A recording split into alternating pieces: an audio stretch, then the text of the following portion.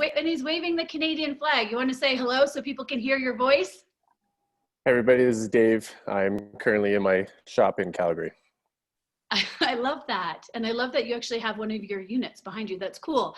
Okay, Jessa, do you want to, you always do such a better job pronouncing Marisol's name from Adventure RV. Please welcome Marisol from Adventure RVs. Thank you guys. Thank you for having me.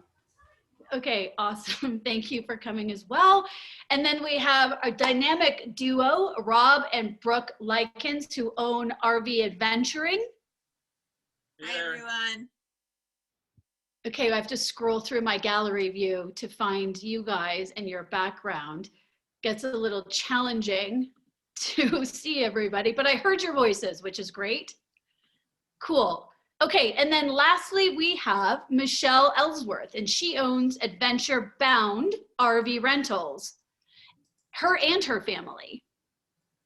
Yes, and you've got all of us in the vehicle on our way to pick up our newest edition, which is going to be a Class A.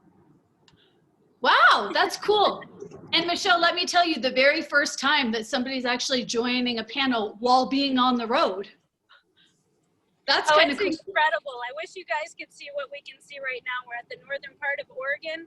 So we've got Washington to the left. We've got the river right in between us, and the gorge is just gorgeous. That is so cool.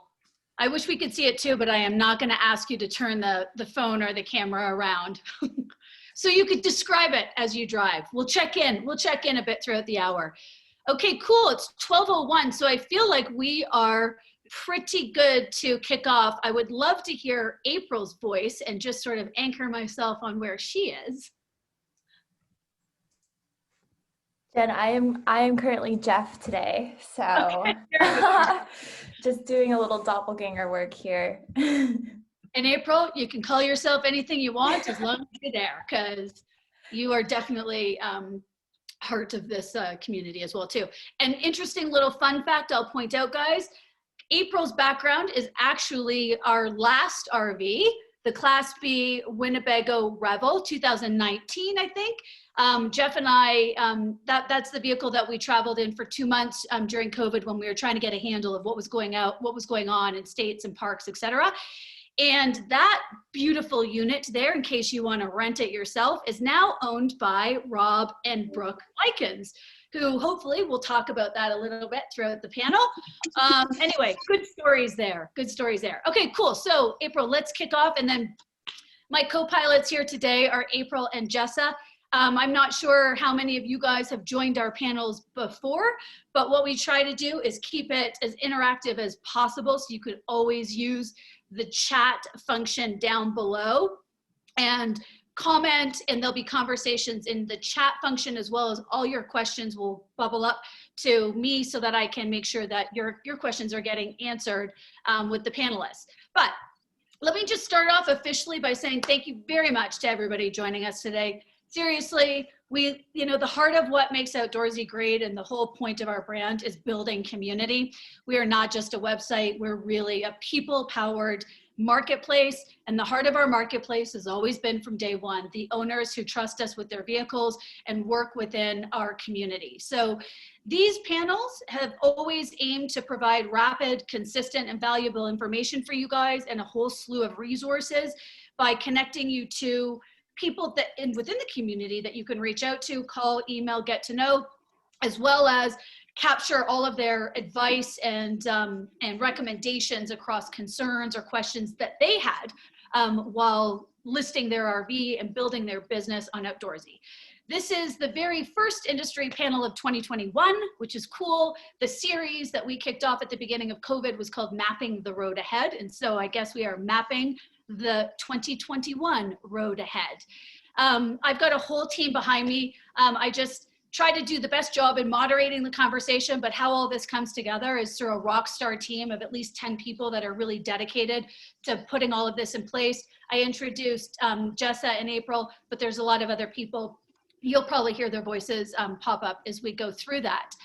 So in today's panel, what we're doing is turning the mic over to a few of our Outdoorsy owners. I'm going to let them introduce themselves in a minute. So watch out for people that you can connect to But we want to be able to put you in touch with their voices as soon as possible, or as much as possible. And the focus of our panel this month is, what did they learn in 2021 as they're planning to dive into the busy season what did they learn in 2020? And how can they put that into practice to improve their 2021 season? My name's Jen Young. I'm one of the co-founders of Outdoorsy and the Chief Marketing Officer. I'm moderating the discussion with my awesome team and also these very cool panelists. So let's start by having them introduce themselves a little bit. Reminder to the panelists, if you guys could just talk a little bit about where you're located, the number of vehicles and the type of vehicles that you have in your fleet or that you currently manage. If you could give a sense of the range of revenues that your business does, either where you started or what you're doing today, that would be great. And then how many people do you employ, or is it a family run business? Is consignment of vehicles a big part of your business? Please just give everybody a sense for who they know that they can connect with that's closest to where they are in their own listing their vehicle journey. So that's kind of it for me. And then we're going to jump right into some Q&A. So Dave, would you kick us off and introduce yourself? Well, hey, everybody. Wow. Thanks, Jen, and thanks for inviting me to the panel. I love Outdoorsy. I love everything that Outdoorsy stands for. Yeah, so we are Karma Campervans. We have a fleet of 48 custom manufactured. You can see one of these behind me. Ford Transit vans. Sorry, I should have done some of the housekeeping by saying, if you guys can mute yourselves, that would be great.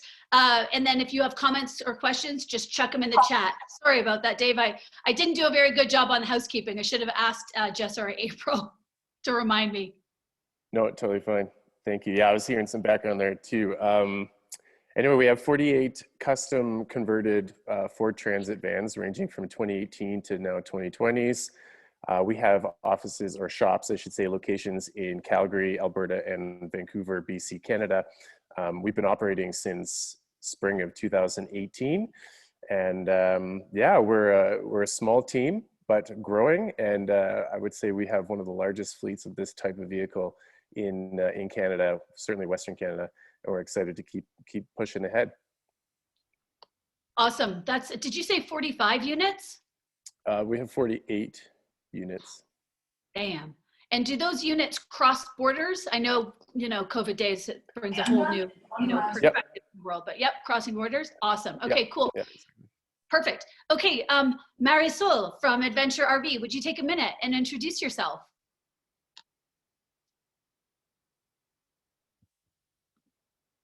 And maybe she's also on mute following the housekeeping rules. So we'll wait a second there. Hey everyone, thank you so much for having me. Yes, my name is Mari, and it's a family owned business. Me and my husband and my 4 kids run the business. Everybody has a role here. We go by Adventure RV, and we're actually in California in the Inland Empire. We're about an hour away from Los Angeles. We started with our family rig back in the end of 2019, and now we're up to 6 of them, 5 of them being owned by us, and then 2 of them being consignment. So, and then currently, like I said, we don't have any employees, but we're looking to expand and getting more consignments and so forth. So, we have 4 classes ranging from 2021 to 2017s, and then we have 3 travel trailers too. Cool. And did you say that some of those units are consigned vehicles? Yes. And how many are they? How many are consigned? 2 of them are consigned. And they're basically from our renters that we had back in 2019. They're very loyal. They came back 4 times before they, in 1 year. And then they decided that this was the lifestyle for them too, and they wanted to add to bring more families together and to build with our philosophy of making families connect. I love that philosophy, and it's also part of Outdoorsy's core philosophy, right? Like, number one, of course, is how can people make money and how can they pay back the loans on these units? But I think the real purpose and the belief that drives all of that is to like pass on an awesome experience to other families, because it offers, you know, so much love on the other end of people that like get outside and travel this way. So cool, thank you for that. Okay, so Rob and Brooke, would you introduce yourselves and maybe give a little shout out to the Winnebago Revel? Yeah, hi, I'm Brooke, and this is Rob, and we are RV Adventuring. We are in Los Angeles in the beach cities, just about a 15-minute drive from LAX. So a lot of our business does come from LAX and travelers coming into LA. And we currently have 2 Class Cs. We have a vintage VW van. We have 2 Winnebago Revels. One was Jen's prior to us buying it. And we have another Class B that we're just about to go pick up this week, and a trailer coming in this week too. So we're working on, I don't know, what's that, 7? Yeah, there's a lot. We own all of them except for a trailer and one of the Revels. And those are consignments. Yeah, those are consignments. And we're working on a couple other consignments to bring in this month or so too. That's cool. Consignment, I think, is a really big opportunity for our whole community, especially as we see, especially as we're reading the number of RVs that were bought last year in 2020. I mean, I think everybody knows the general cycle, right? Like within 3 years, they probably won't be used as much and they'll be coming back into this pool. So it's one of our big areas for sure is how do we help you guys with either getting more consignment units into your fleet, or for people that are joining in and they're like, you know what, it's a lot of hard work to actually manage my RV. I'd happily take less of a percentage, but have somebody else manage it. Obviously, you know, our panelists here today would make excellent points of contact for you in that way. Okay, cool. So Michelle, you're on the road. So I'm very curious to know how you will introduce yourself, if you wouldn't mind. Well, my name is Michelle, and I've got our family here. We're on our way to go pick up our 7th. We have 2 Class Cs, soon to be a Class A, 3 toy haulers, and 1 camper. We reside in Sutherland, Oregon, and we'll travel pretty much anywhere in Southern Washington to drop off our vehicles to Northern California, any place in between. No consignments at this time. That's cool. And one of the things that I love so much about your story is your whole family really does sort of pitch in, whether it's doing the oil changes and helping out with some of the mechanics and doing the key exchanges. So excited to hear more about your story. So again, for all of the owners that are dialing in and like looking to the panelists, hopefully that gives you a sense of who you might want to direct questions to. Remember, you can easily do that in this chat function. Jessa manages that, and I think a lot of the panelists will also answer questions too as we get into the discussion. So call out to using the chat function. And now let's get started. So the topics that we're covering today are how to hook a renter who's on the fence about making a booking, easy wins that you can implement in terms of what parts of your business you focus on, or your marketing efforts. And we're even going to try and get into some best practices around creating repeat renters within your base. But first thing we always get started is what led to your decision to list your RV on Outdoorsy, and what was the most valuable lesson that you have learned from the process so far? We find that there's a lot of people that join this panel that are, you know, looking around to see if this is for them. Like, should I rent it? How much could I make? Would it be worth it? So let's get some answers from the panelists on what led to the decision to list their vehicles on Outdoorsy, and what was the most valuable lesson learned from the process so far. Maybe we could kick off by starting with Rob and Brooke on this one. How do we know we were going to be the first on this question? So I'll start off. We got into this on accident. I had been telling Brooke for about, 15 years, let's do an RV trip. And she always thought that, why don't we do a hotel? Because it's cheaper and better. And so about, 15 years later, she said, hey, Rob, let's do an RV trip. I said, wow, that's a novel idea. Let's do it. So we had a rental squared up through a friend because Outdoorsy was just kind of getting started. So we couldn't go through Outdoorsy, and we had a rental set up, and it fell through 3 weeks before our month-long trip. So we scrambled. We bought a 92, not a nice 92, Class C. And for 2.5 weeks before our vacation and for the 4 weeks of our vacation, we renovated it. Brooke does interior design. I built houses. And we just had a blast. Got home and told all our friends, and they're like, can we borrow your rig? No, because we don't want you to mess it up. So then we started looking at Outdoorsy again for the insurance aspect. I'm actually in the insurance industry, and Outdoorsy was much bigger a year later. And so we tried it out with our friends, and in the process of trying it out with our friends, a lot of other people hit us up and said, we want to rent it. So that's 3 years ago, and now we've got nothing else but no time because we're renting rigs. Right. That's a cool story. I love that. You know, you started the business on accident. I think the opposite is true for Dave. Can you tell us about what led to your decision and what sort of been some of the big learnings? Yeah, so I've been in the RV camping industry for a bunch of years, and we saw a huge gap in this segment out here in Calgary. Calgary is a huge hotbed for tourism with our Rocky Mountains and Banff National Park nearby. And yeah, so when we were researching building this business, I originally was just looking for an RV rental management platform, quite honestly. So we did some searching around, and I had also at the same time happened to have a brief chat and conversation with Jen personally at a RV show in Louisville, Kentucky, which also helped solidify our decision. We saw what Outdoorsy was doing. We knew that their platform was going to be a go-to for a lot of people looking to rent RVs and campervans. And so when we were looking at our business plan, we knew that exposure to a large market right off the bat was going to be super important for us. And so that, plus the wheelbase management side in the back end, was basically a simple decision for us. That's how we got started.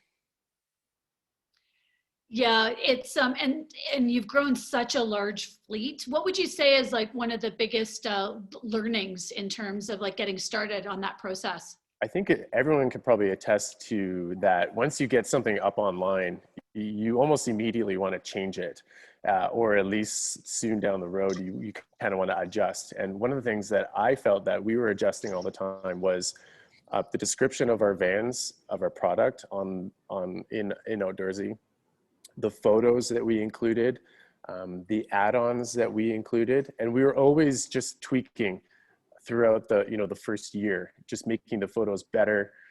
I would say biggest piece of advice is just have like magazine quality photos of your rig. And if that means you give your rig to a photographer for a free weekend in exchange for 100 photos, do it. Totally. And also quick shout out to our listing coaches. Jess has been building up a group of listing coaches that you can call and talk to directly, and they can walk you through what type of photos, what to shoot, and how to write the descriptions for them as well. So thank you for calling that out. Marisol, what led you to your decision, and what's the biggest lesson that you've learned so far in that time frame?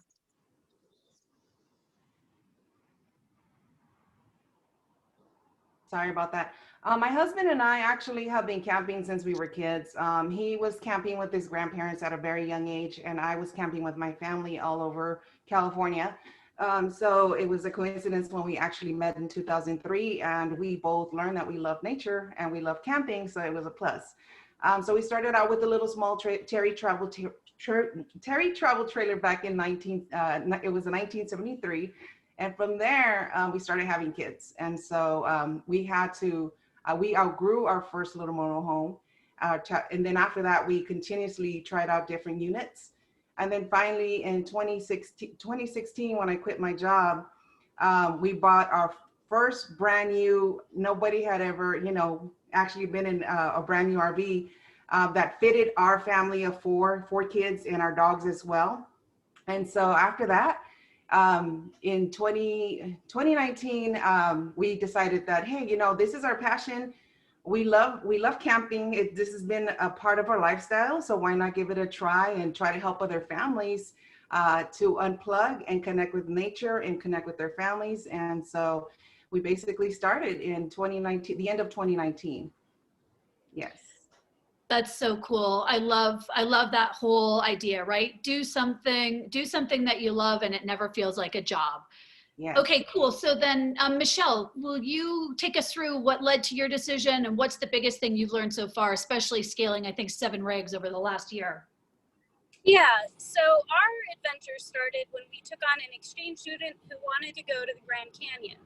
So we started researching what it would cost to rent, and then being financially minded, I figured, you know, instead of spending $3,000 on a rental, I'd take that $3,000 and invest it into my own vehicle. Well, then COVID hit, and I'm like, what am I going to do with this big vehicle? So my husband had a great idea of allowing it to make money for us. And so we listed it right away, March of 2020, and have been able to pay down that bill quite a bit. And it gave me the confidence to just start growing and looking for RVs. That's cool. I think the best advice that I wish I would have known when I first started this was, instead of looking at it as an adventure, I really wish I would have looked at it as a business, because we're getting ready to come into tax season. And so now I've kind of got to scramble for what I did at the beginning of the year to try and find those exemptions. Great advice. And we've got, I mean, everybody on the panelists today have more than one vehicle. So you're all technically business owners. That's a great piece of look back advice there. Thank you, Michelle. And I can already see questions coming through from everybody attending about tax implications, et cetera. And so we'll get to that in a minute. But staying on the theme of this discussion this month, which is, what did you encounter last year that is going to help you do a better job this year? Maybe let's go through that and dig more specifically into like the one big challenge. Dave, what was the one big challenge that the biggest challenge that your rental business went through last year, and how did you overcome it, or how is it helping you prepare for this year? Yeah, so as I'm sure everyone can agree, last year hit us like a ton of bricks. We had a huge portion of our rentals for the year ahead booked by March, when things really started hitting close to home here in Canada. We had, border restrictions, we had, travel advisories, non-essential travel advisories. Pretty much as soon as, mid-March, early April hit, we had lost all of our bookings for April and May. I'm not even kidding. We went from 100 to 0. And so for me, there was a few things that we had to do. One was we had to come up with some policies and procedures that we didn't have before. So this is the kind of thing that you don't think about until it actually happens. So in terms of cancellation and rebooking policies, the COVID policy, it's what everyone has on their website now. But that we had to come up on the fly. We had to try and prevent losing all of our deposits, because that honestly would have just crushed us. Like we would have had $0 in the bank had everybody asked for their money back. And so for us, it was about, okay, how can we then come up with some new procedures or policies that would enable people to reschedule without losing their deposit, without us losing their deposit, and also giving them a bit of a perk. So an example is if people booked for a trip at that point in time and they wanted to cancel, we actually gave them a 10% top up if they just rescheduled their trip for a future date that they could use within a certain period.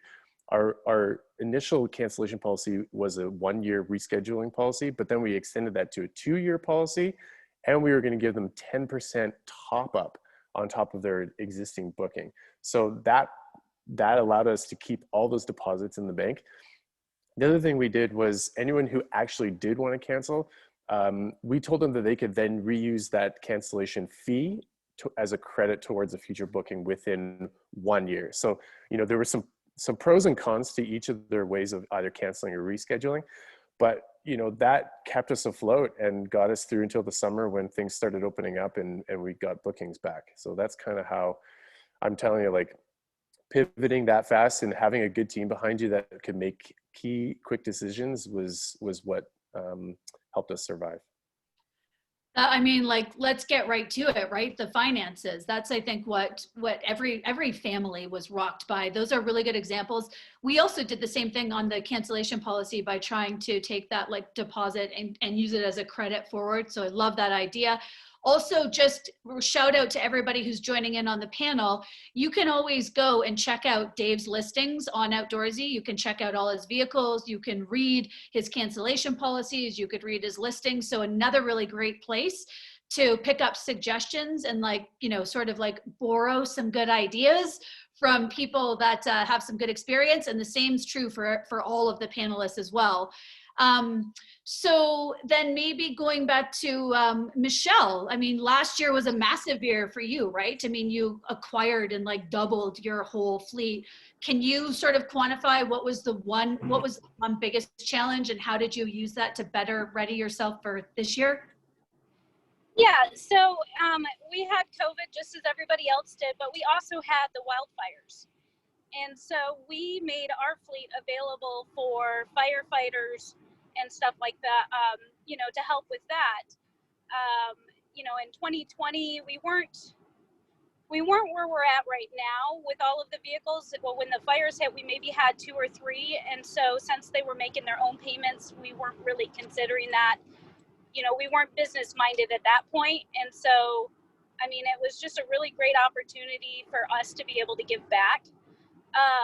In addition, I guess the best way to get through all of this was just learning to be flexible, right? You really cannot prepare for everything. And so with the 5 of us, we've all proven to be really good problem solvers. So that's, I guess, what we're going to take moving forward. Great advice. Thank you. Brooke and Rob, anything that you would add in terms of like one big thing that stands out from last year? Yeah, so we kind of had to pivot a little bit. When it closed down, there was a lot less Class Cs that were being rented out, and a lot of people that just wanted to get off grid and get in something smaller that they didn't necessarily need to be at a campground. And so that's what led us to start looking for a Class B, and then we ran into you and found one. But I would say, just to piggyback on what you were saying earlier, last night we were checking out Dave's website. He has fantastic videos, not just photos on his site. That's part of what happened last year, is just learning what was working and what wasn't, and getting ready to get rid of rigs if they're not renting, and able to get something different and completely change up our plan and our whole fleet to stuff that people want. I love that. And how interesting that each person has sort of touched on a different big challenge. I love that. So like, so last year, what was the new consumer demand and how might you use that to decide what second vehicle to buy or what to go after for picking up a second different type of vehicle that you could consign on behalf of someone? That's cool. Michelle, loved your comment on flexibility. And Dave, you definitely brought all the insights in terms of like the financial policies that people should be, you know, starting to think about for their business. That's cool. Michelle, anything different from each one of those areas that you would, or sorry, not Michelle, Marisol, anything different from any one of those areas is like a big challenge from last year that's going to help you this year? Definitely, I can relate to everybody, and you know, I did the same thing as Dave and you know, Michelle, everybody that's talking today. But also what I learned was that networking is also great. Like I was on Instagram, I was networking with other people, videographers, and we traded services to get, in the meantime, while we were slow, getting videos of the rigs, getting pictures of the rigs, and then basically trading services. That's another thing that we did during the time that we had this challenge. Very scary time, but it was also an opportunity for us to get uncomfortable and try to figure out different methods and ways to grow. Guys, this feedback is so great. I can see this also. I can see us deep diving into like individual blog posts that like that detail more of the specifics. But for example, Marisol, I'd never heard of that one before. I love that, like trading services. So maybe an example of that would be, hey, who in my local community could I get to do the laundering and the cleaning of the RV when it comes back so I don't have to? And in return, I'll let them take my rig out for a weekend or a week to trade for those services. I mean, anything that gets me out of cleaning is a great idea in my mind. So that sounds like a really smart way. And then, you know, yeah, lots of financial benefits there as well. Cool. I'm gonna kick it over to Jessa and see if she's got any super hot questions that are coming out from the group and try that out. Hello, Jessa here with some questions from the audience. We have so many good ones. I'm so sorry if we don't have time to get to all of them. So I'm just gonna kick it off and kick this first one over to Marisol. Richard asks, can you explain how consignment works a bit more? How do you get into the consignment business and what are the basics? And that was asked by about 10 different people. So shout out to all of you, but I grabbed Richard's name. Absolutely. A consignment is a way to, as I spoke earlier about some of our consigners, is a way to, you know, there's a lot of families out there that don't really have the time because they have work, they have other responsibilities. So you can help them by taking their rig, RV, whatever type of rig that is, and then actually consign it and manage it for them. And then keep a percentage of that, and then allow you make money and they make money and everybody's happy. So that's what management is. It does require a contract. It does require a lot of information. For example, when people are potentially thinking about consigning with us, we make sure that it fits our fleet. You know, we want to make sure that it's aligned with our belief, that the customer is going to be aligned with our beliefs as well. So there's a lot that goes into consignment, but mainly just helping each other out and helping them. It'll be profitable because obviously you don't have to buy all the RVs yourself. You know, like for example, I have, you know, 5 of my own. Now I can add more income into my stream by having a consignment. So this year, that's what I'm planning to do. We're planning to grow more and get more consignments. Luckily for us, I have close to an acre of land, which helps because we're able to store more units here and do everything from services. And then my husband's very technical and mechanic and savvy, so he helps with that too. So consignment is great.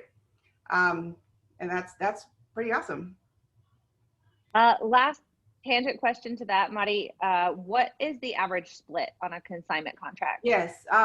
Okay, so I'll give you, for example, what we do is 50%. So they keep 50% of the nightly rental, and then we keep 50%.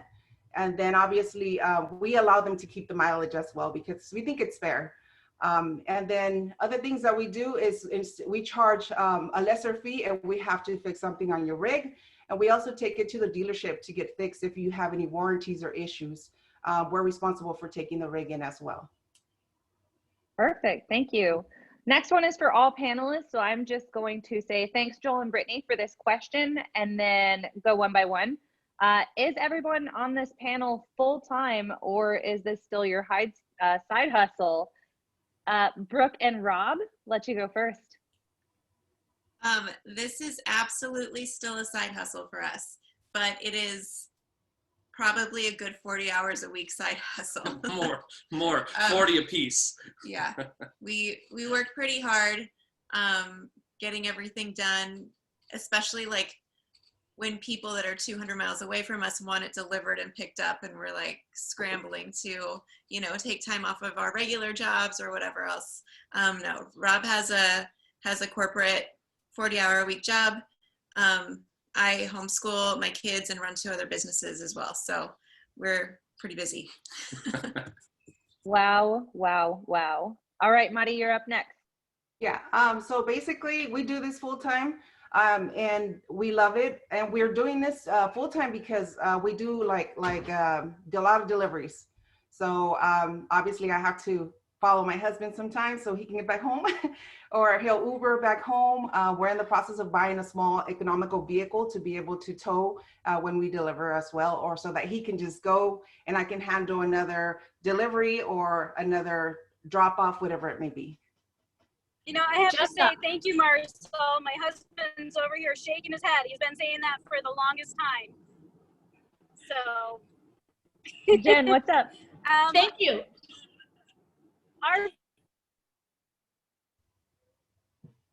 I think Michelle got frozen. Jen, what you got?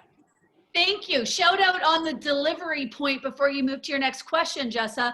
That is definitely something, if everybody doesn't do it, I hear this a lot, and I hear big preference for owners. So even if you get a rental booking and they're coming up to pick up the rig, you know, as you're welcoming them on and having the conversation, verbally suggest or let them know, hey, if you want, I can deliver it for you and do the setup. That often, you know, creates a little bit more ease and anxiety because you're doing the whole setup. Too, you build a better relationship with that person that hopefully they'll rent from you again. And you can either, you know, charge a little bit or not, but it's up to you. But I'm glad you brought that up. Delivery is like a big thing to push. Yeah. Especially right now, we have to remember that a lot of the new renters that are coming, they're new. And so I even have a client that has rented within the last 6 months 4 times, and we just constantly deliver to different parts. So yeah, it's a great idea. Perfect. All right, Michelle, you're up. Side hustle or full-time? So it is it's a side hustle for right now, but my husband has been trying to get me, sorry, I guess that's a business call. Let me decline that. We are live conversations here, so that's no worries. All right, in my back. So it's a side hustle for us, but my husband is really trying to make this his job. I'm a little bit hesitant to let go of that health insurance, though. All right, last but not least, Dave, Primer Campers. This is pretty much my full-time gig. I do some stuff on the side in terms of social media marketing, but this is a more than 40 an hour a week job, guys. I could work endlessly. That's entrepreneurship, right? And you got to love what you do. This is why we do it, and we got to be there for our customers and our guests. So 100%. Perfect. All right, we've got another one from the audience, from Tim, and I'm going to shoot this one over to you, Rob and Brooke, as well. Any suggestions on financing and building your fleet? I know you're going to pick up one tomorrow, so I'm picking on you a little bit. We just started out with our first trailer, and we'd like to expand. So we only have financed half of one of our RVs. The rest, we don't want to get ourselves into oodles of debt, especially just in this market of not knowing, like, when's COVID going to hit and everything's going to get shut down again. We don't want to be buried. And so we search, we network, we search, we find things that we can afford to pay cash for. And yeah, we kind of just make deals and make things happen. Right. I'll give you a good example. We started out with a 92 that we bought at a tow yard, and it was pennies, right? And so it's all sweat equity. That's how we got started. We had no savings that we could get into, and it was just, let's just go for it and see where it goes. But an example is we had a transmission on a fairly low mileage rig that broke down in New Mexico.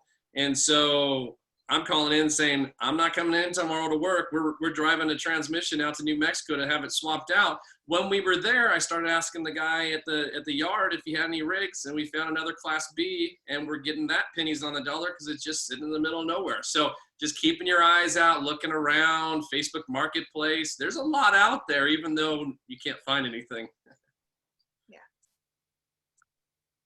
Yeah, great advice. I know that works for a lot of owners on the platform to avoid that financing burden. Lots of opportunities for financing too, though.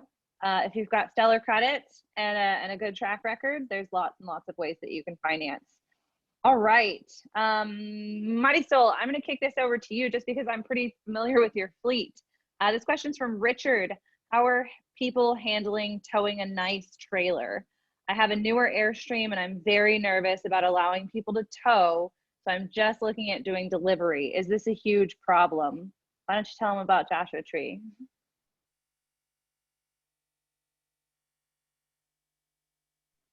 I think you're muted, Marty. Oh, sorry about that. So he has a Airstream, you said? Yes, new Airstream. And then, I'm sorry, I missed the beginning part of it. Oh, worried about others towing it. Wants to know about delivery only options. Oh, delivery only options. Okay. Yeah, we do it all the time. It creates peace of mind as an owner. And we also allow them to tow. We do it all the time. Whether it's a trailer, a travel trailer, or if it's a Class C, we do them both. So I personally like it. We love it because it helps ease up their nerves, the renters' nerves. It helps them kind of like a hotel per se, because they just have to show up and they still have a vehicle to go everywhere. So that's what they enjoy about it. So we love delivery, but we also allow them to tow it because we want them to have that confidence as well. But before we allow them to tow it, there's a lot of questions that go into play. For example, like, what kind of vehicle do you drive? You know, do you have a 7-pin receptacle? There's a lot of things that we ask before we allow them to tow the vehicle. Do you have any experience? And if they don't, we do provide free training. Jason does most of the stuff for that. He'll take them out and show them how to turn, how to do certain things, how to, you know, make sure that it's compatible and that they go on a safe trip. So we do both. Again, it's kind of like we don't care if it's delivery or you know, if it's a choice for them to just drive it out wherever they want to go. Perfect. Thank you. All right, Michelle, you're up next. Brittany wants to know, how do you structure your business? Do you get an LLC business? Did you transition to a formal structure? I know you went from one to many very fast, so I'm sure you had to go through that scaling pretty recently. Could you tell us about your experience? Yes, we started off with just the one rig. And then we ended up, as we started acquiring more vehicles, we ended up changing our business over to an LLC to try and mitigate some of the liability. And so with that LLC came changing over bank accounts. And so right now we're in the process of making sure that all of our paperwork is in line with the LLC and the tax documents and all of that. Did I answer that question properly? Was that what was being asked? Yeah, I think so. Okay. Can I, sorry, I'm not on the panel, but can I jump in on that question? Sure. Go for it. Hey, I'm Catherine. I'm in Indiana. We've got 17 units and we did an LLC last year and finally reached out to a lawyer, and I'm going to say, talk to a lawyer in your state. We actually are forming multiple LLCs for liability protection. One that's going to handle the actual ownership of the rigs and who we can sign with, and then one that's actually operating. So just something to throw out there for people that's got multiple rigs for something to consider, looking at multiple Yeah, we were LLCs. advised that we might actually end up having to switch over to an S Corp. And Yes. I'm just going to let people that are smarter than me handle all that. I got a CPA and a lawyer to help me with that, but yeah, they're technically LLCs, and then one turns into an S Corp, and yeah, I kind of just do what they tell me, but that's what we've been told here recently, so. Catherine, thanks for jumping in on that. That was great to hear your voice. And if it's cool with you, we might reach out and see if we can do a panel that's more specific and focused to the accounting, taxes, financial parts of running this business. So glad that we can tag you there. Maybe a shout out. We have to figure out how we run the groups to get more participation from everybody in the session. Didn't know people could thumbs up a Zoom. That's cool. Maybe if you wanted to talk or you wanted to ask a question, you could do what Catherine did. Throw your thumbs up icon on, and Jess or I could throw it over to you. Hey, Jessa, what about this? What if we, as you're thinking about the next questions to ask, one of the things that we want to hear directly from everybody that attends these things is, what content do you want to hear in the next panel? We do them once a month. So if you guys have some ideas or we're not tackling all of the questions and answers you have, dump them into this chat function here. Like what are the topics that you want to hear most from, or who are the owners you want to hear most from? If that's wanting to hear from the Outdoorsy senior leadership team or management or community team, those are also great suggestions. So please pop them down in the chat function there. And Jess, I'm sure you've got a couple of other questions, so I'll throw it back to you. I do. All right. The next one is for Dave. Do newer year camper vans rent more frequently than older ones? If so, what is the optimum age? If there's an ideal window to resell camper vans and replace with newer ones, what does that look like? And what are best practices to mitigate too much depreciation? Sorry, that was a long one. That was a big one. Thank you. So we have our camper vans, yeah, like I said, range from 2018 to 2020s. Some of our 2018s are hovering around 70,000 kilometers. I'm not sure what that would be in miles, but let's just say 40,000 miles-ish maybe. And our newer ones are just getting broken in pretty much.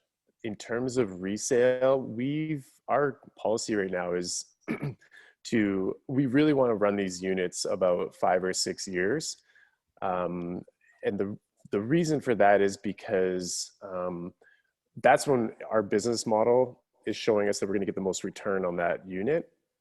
After that, so I can't really answer the second part of that question in terms of when we want to sell and what's the most optimal time to sell. I do think there are models or probably some information online that could help you with that, unless other people on the call here know.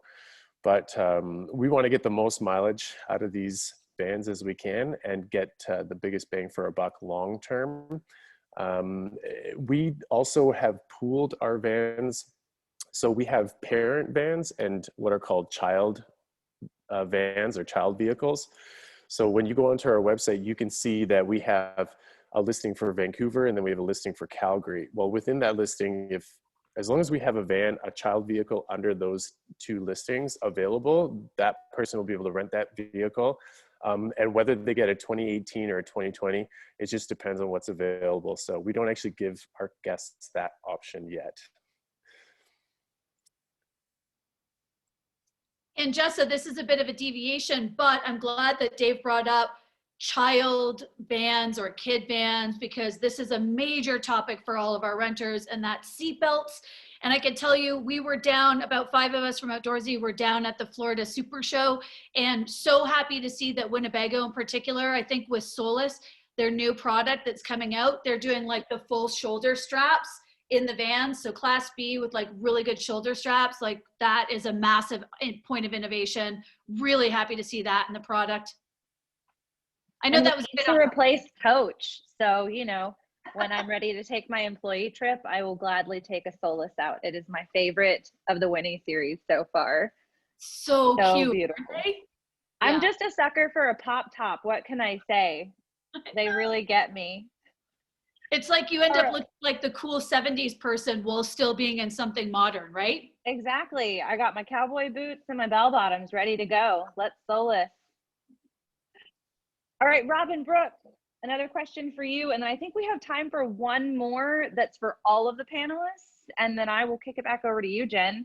Robin, Brooke, just getting ready to start our RV rental business. And I'm a little concerned about the future, next 4 years of gas and diesel prices. Have you seen or noticed that that's a significant impact on your rentals? I think specifically being in California, you guys probably see a wider range than we do down here in Texas, where, not to make you jealous, but it's like $1.67 right now. Have you seen any sort of impact in your business whenever those gas prices fluctuate heavily? We haven't had a whole lot of fluctuation here over the last 3 years. I mean, I say that when you say $1 something a gallon, it's like, what? But for us, between like maybe $2.25 and then $3.25 a gallon over the last 3 years, I'd say when it's a little bit higher, some people ask if they can get deductions on mileage, things like that. It's kind of rough. That's a sticky question, but because I think a lot of our people especially are coming in from the airport. They're coming in from outside of California, so they're used to different gas prices. Right. People are traveling. I think that's why the Class Bs are doing so well, is because they go further for less gas. But in California, it's only a hop and a skip to get over to Utah or Arizona. So I feel like less people are staying in California when it's more expensive, and they're shooting over to other states. So I haven't seen any fluctuations because of that. No, it seems like people, if they're dead set on renting and going to see whatever place, they ask the questions and then they budget it in. Yep, cost of living.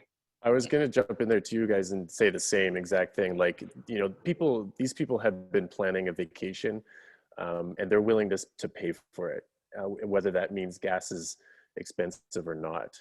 If you guys think about your own holidays and vacations that you planned, you've put that into the budget perhaps, or you're just looking for the best time possible, and gas prices aren't really going to make a difference, I don't think. What do you think, Michelle? There is actually for diesel drivers, like if you're going to be doing a lot of delivery and you have a diesel truck, or if your rig runs diesel, what you could do is get connected with these larger fleet companies. And so what you do is connect your bank account to this card, and you get the same price for that diesel as the truckers do. We've actually connected with one, and we've been doing it now for a year, and it saves us a lot of money that we would have normally had to pay. Because if you're accepting mileage on your vehicles, you can't claim the gas for your taxes as a write-off. So we've chosen to claim mileage versus the tax, and then we use that fleet as a discount on our gas. Also, wow, what Sam, a nugget of if you're gold. a Sam member, they will take off, 10 cents a gallon at any pilot. And so I leave my Good Sam membership card in my vehicle when people take it, and I tell them that they can use that card to get a discount for the Class C's as they're driving.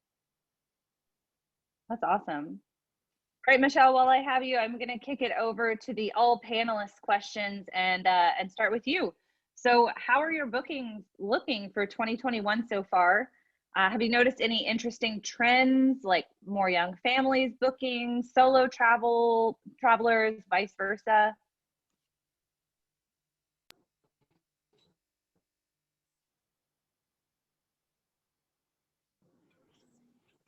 Oregon, I've seen a couple of different trends for in the toy haulers, but we have the sand dunes right there on Oregon. And so realistically, what people are doing is they're wanting us to deliver the toy haulers out to the sand and just drop them off, and then they show up with their side-by-sides and they have a good time.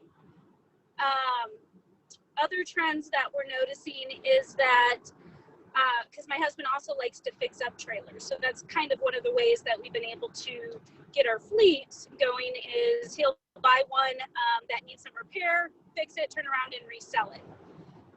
And so the vehicles that we used to be able to pick up for, say, 1,000 or 1,500 now are going for 3,000 or 4,000. So because of COVID and because the trailer manufacturing are not pumping out enough vehicles for the need, it's really driving the prices up, in my opinion. All right, Dave, you're up. 2021 bookings and trends you're seeing?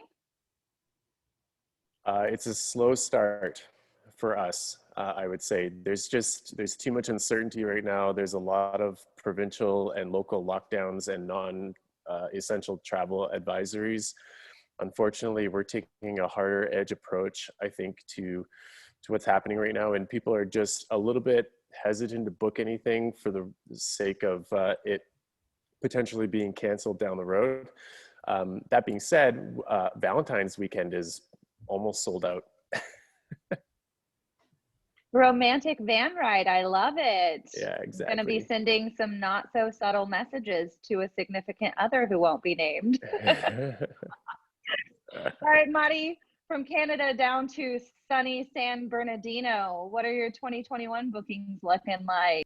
I'm getting a lot of returns customers, which is really, really nice. And I'm surprised that they're paying what they're paying, you know, like for us to deliver them. So it's always a great feeling when you have return customers, and that's really what I'm getting right now. For us, you know, they just opened up the park, so I can understand what Dave is talking about. But we're staying pretty busy. We actually live near the San Bernardino Mountains, so we get a lot of bookings from there. So a lot of requests are starting to come in. And so a lot of return customers, which is really nice. And one of the things that also helped is that I love to network. So I'll go to different national parks or parks in general, and I'll introduce myself. I'll drop cards off. And I've been getting calls and referrals from them too. And I'm getting ready to list our business in one of the local regional parks in our area for RV rentals, so that people who are looking at the map for the actual camping park or national or regional park, you know, they can see our ad in there as well to help us promote during the summer. Wow, that was a hot marketing tip you guys just got as a bonus. If you need the best marketing tips in town, Marisol Hill, she will get you there. You should see her camping mugs. They're gorgeous.